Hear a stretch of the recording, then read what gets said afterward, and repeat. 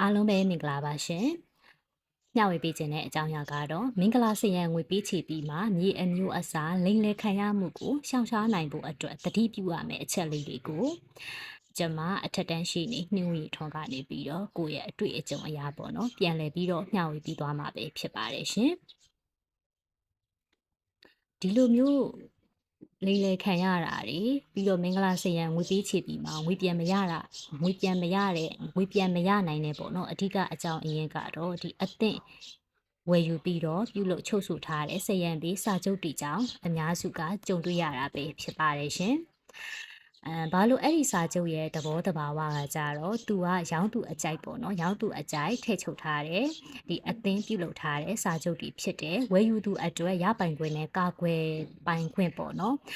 အဲ့လိုအချက်တွေကိုအပြည့်အဝဖော်ပြပေးနိုင်ခြင်းမရှိဘူးဒီလိုစာချုပ်နဲ့ချုပ်တယ်ဆိုလို့ရှိရင်တော့ဝယ်သူဘက်ကပြက်ကွက်ရင်တော့စရန်ငွေသိမ်းယူမယ်ဆိုတဲ့အချက်ရဲ့နောက်တစ်ခုကကြတော့ရောင်းသူဘက်က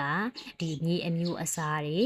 မြေအမျိုးအစားကိုဌာနဆိုင်ရာမှာသွားရောက်စစ်ဆေးတဲ့အခါမှာရောင်းသူပြောဆိုတဲ့အချက်အလက်နဲ့ကွဲလွဲနေတာတွေသူတို့ပြသတဲ့ဒီပိုင်ဆိုင်မှုအထောက်အထားတွေမှာပါဝင်တဲ့အချက်အလက်တွေကကွဲလွဲနေတာတွေဒီလိုမျိုးတွေအတွက်ဆိုလို့ရှိရင်တော့စရန်ငွေကိုပြန်လဲပေးရရမယ်ဆိုတဲ့အချက်ဆိုပြီးတော့တိကျစွာဖော်ပြထားတာမရှိဘူးဒါကြောင့်မို့လို့စရန်ငွေကိုပြန်တောင်းဖို့အတွက်အလွန်ခက်ခဲနိုင်ပါတယ်ရှင်။နောက်တစ်ခုကကြတော့တချို့တွေကကြတော့မင်္ဂလာစရန်ပဲဘာမှမဖြစ်ဘူးဆိုပြီးတော့ရှေ့နေနဲ့တိုင်ပင်ထားတာလည်းမရှိဘဲနဲ့အသစ်ပြုလုပ်ထားတဲ့စာချုပ်စာတမ်းနဲ့ ready made စာချုပ်လို့ခေါ်ရပေါ့နော်အဲ့ဒါနဲ့သိန်း100ကိုမင်္ဂလာစရန်ချလိုက်တယ်မင်္ဂလာစရန်ချလိုက်တယ်မင်္ဂလာစရန်ချပြီးကမှစာရွက်စာတမ်းပိုင်ဆိုင်မှုအထောက်အထား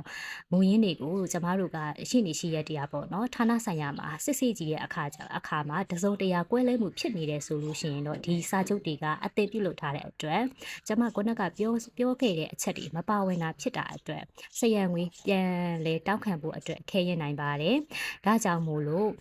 ဒီမင်္ဂလာစရန်ပဲချစရန်ကြီးပဲချပေါ့နော်ကျမပြောတဲ့အချက်အလက်လေးတွေကိုထည့်သွင်းပြီးတော့ချုပ်ဆိုထားခဲ့မယ်ဆိုလို့ရှိရင်တော့မိမိရဲ့စရန်ကိုလည်းပြန်ရမယ်ပြီးတော့ဒီစာချုပ်ကိုကင်ပြီးတော့တောင်းဆိုတဲ့အခါမှာလည်းကိုဘက်ကဥပဒေအရာအပြည့်အဝဒီအကအကွယ်ရရှိမှာဖြစ်ပါတယ်ရှင်။ဒါကြောင့်ရှေ့အနေနဲ့တက်တိနားလေကျွမ်းကျင်နေပေါ့နော်ရှေ့နေရှိရဲ့နဲ့ HME ဝယ်ယူတဲ့အခါမှာ